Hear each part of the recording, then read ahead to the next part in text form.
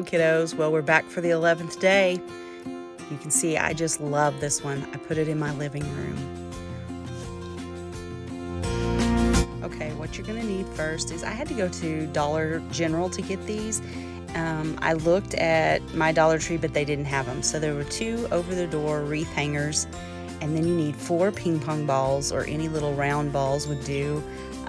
Golf balls would probably do. That would be a cute texture. And then I got this gift basket that looks like a sleigh, but I wanted it to have runners. So what I do first is I take off the little metal ends, and I just take my pliers and pull it back and forth on the already bent section. That makes the metal weaker, and it pretty much snapped off in about 2 turns. 1, 2, and it was off. Now, of course, I saved those because I'm sure I'm going to make me a little tin soldier this week or something, you know, because it just looked like little feet. Anyway, I'm sanding the edges of where I had broken the metal off, just because little fingers, you know, could be touching it and what have you. So I just sanded it with a piece of sandpaper back and forth until I got both edges on each one of them done.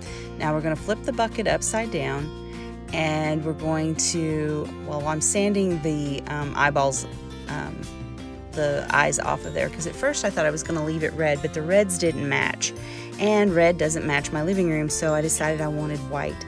So there was really no need to scratch it off. I'm just hot gluing the balls down in each of the 4 corners, and then I'm going to hot glue the runners on. I do want to say that I copied this idea from another girl on YouTube. It's not exactly like hers. She used a refrigerator carton for hers. I can't think, it was like a little tray, because she couldn't find these sleighs. But it was just an adorable idea, and I just absolutely loved it.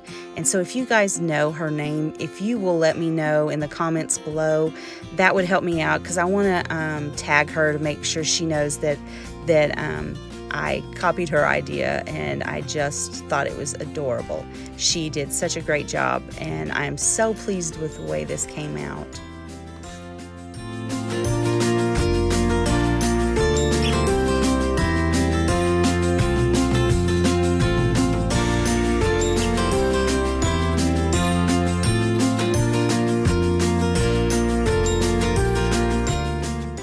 Well, you guessed it, of course I'm going to paint it Waverly white chalk paint, just because that's been my theme all week apparently. I needed a bunch of decorations for my living room, and so, you know, of course the cheapest way to do it is make them yourself. So of course everything I've made pretty much this week that has been white has gone in my living room, and I plan on doing like a little tour of my house later on in the week. Right now, tomorrow, I'm actually giving a baby shower for my daughter-in-law, a small family baby shower, let me clarify that. And so I want to wait until I get all of that kind of cleaned up, and then I'll show you guys my holiday tour where I used all of the products that we've made this week.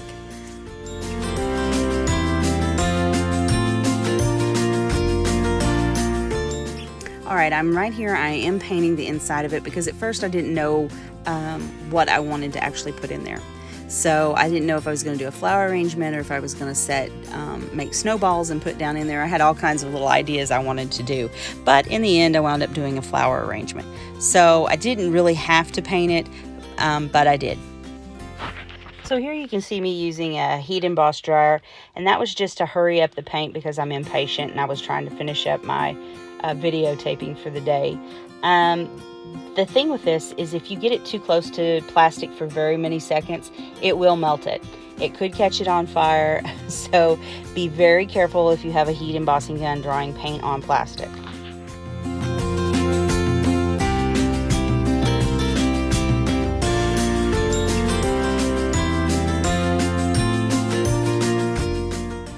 So I got these reindeer. I'm going to change the color of them because they are all gold, and I need to add some silver to it to make it match the glitter that I want to use.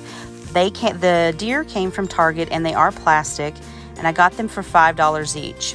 Then the glitter that I used, I also got from Target, and it's a big, thick, chunky glitter. you know, of course, I'm going to Mod Podge it to put the glitter on. I'm all about the glitter this week. I know y'all are cringing, probably, some of you.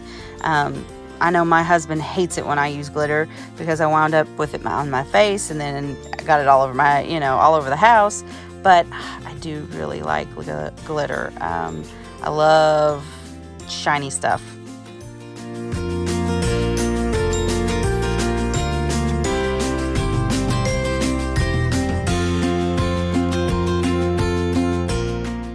What you'll see here in a minute is I not only use that chunky glitter, but I also use a thin silver glitter. And then I use a gold because I just wasn't getting the color that I wanted. So I basically just mixed my own glitter. I took the big chunky, I sprinkle in some of the silver, and I sprinkle in some of the gold, and it gives me that bronze effect where you can see right there. I've started my own little package of glitter. When I do glitter, so that I don't waste it, or if I need to go back, once I mix glitters, of course you don't want to put that back in your jar because it contaminates it. So what I do is I take a piece of wax, and here I go showing you I'm mixing it. I take a piece of wax paper, and then once I have it glittered and I glitter everything I need to glitter, I fold it up, and I make like a little glitter packet out of it. And you wouldn't believe how many times, because I am a glitter hoarder, as you know, I am a craft hoarder, and I have an affliction for glitter. So I have like 2 of those red bins from Dollar Tree, just full of glitter. So anyway, you can't mix it and put it back in. So what you do is you make your little packet, and then you can use it on something else if you want it to match, or if some of it gets knocked off, because it, you know, glitter comes off pretty easy sometimes if you don't glitter it down good. And so, you know, you'll see me here where I'm just mixing it up, but you can see the fold marks in there where I just fold it up and make a little packet out of it, and I might put like a little piece of tape on there to hold it.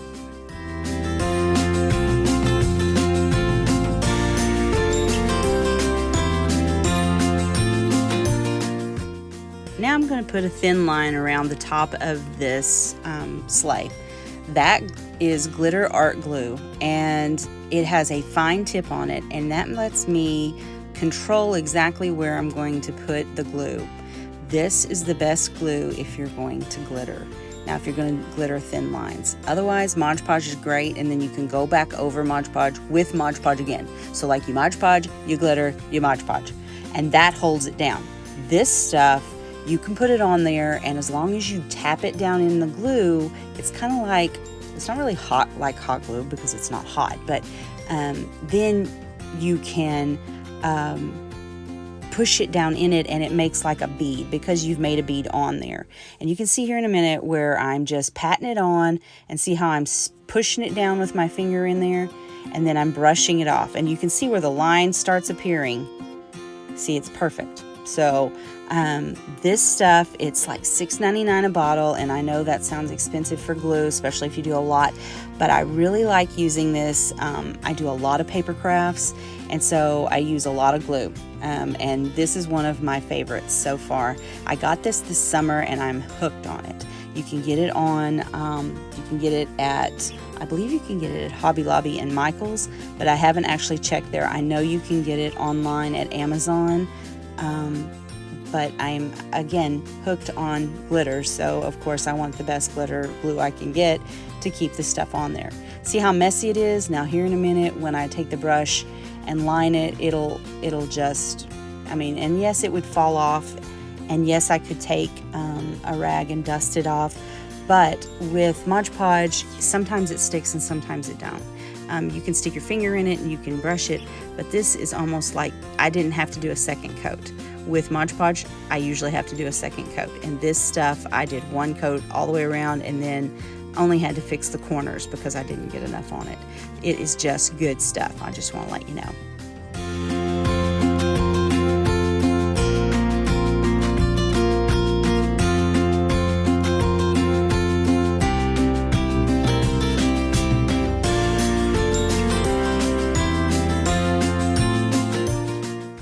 See, here's a perfect example where I had used lots of Mod Podge on those runners, and then still had to do a second coat. So again, glitter art glue. Now what I'm doing is I'm going to make little wreaths for around the reindeer's necks, and I just took a sprig off of that round. That's like a 8 or 9 inch wreath that I bought a couple of years ago at Hobby Lobby. I'm not for sure if they still have those or not, but I just trimmed it down, and then I wrapped some small tinsel around it that I had and cut it off, and then hot glue it around the deer's neck.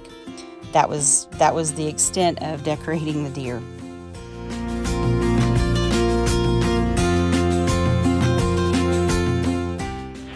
Okay, I'm going to start using this wreath, and to use it, I need to mash it up where I can get it in the sleigh. So I'm just folding it in half and then bending it in two. So fold it in half and then bend it in a V and stick it down in there. Would it have been easier if I'd had picks? Yes. Did I have picks? No. Was I in a hurry? Yes. So you could have done a lot better job with regular picks. This flower bush I got at Fred's a couple of years ago, and I think I got it for 39 cents because it was 90% off. And I bought a bunch of them and used them in my tree. And so then that's why these match my Christmas tree. The silver sprigs came from Hobby Lobby, and I got them $1.99, and then of course everybody knows everything at Hobby Lobby right now for Christmas is 50% off. So I got them for 99 cents each, and I used 2 of them in here. Now what I do with them is I pull them apart. You can see how I'm placing the flowers in there, and I think I used almost every flower in that bush, which was like 5, I believe. And I wanted usually when you get a bush, you'll get like 2 or 3 small and 2 or 3 big, but all of those except for one was big. Okay, so you can see that I pulled the silver things apart, the silver sprigs apart, and there was 3 pieces to them. Well, when I started putting them in, they were all glued together, thus why they're 99 cents. So what I did was I just separated them all. I lost a little bit of glitter, but really it didn't leave any bare spots, which was awesome. So I just pulled them apart, and I think I did use all 6 sprigs in here. After I pulled them apart, they had like a little bit of a metal effect to them, so they bent really well. I guess I could have curled some of them, but I really liked them spraying out like that.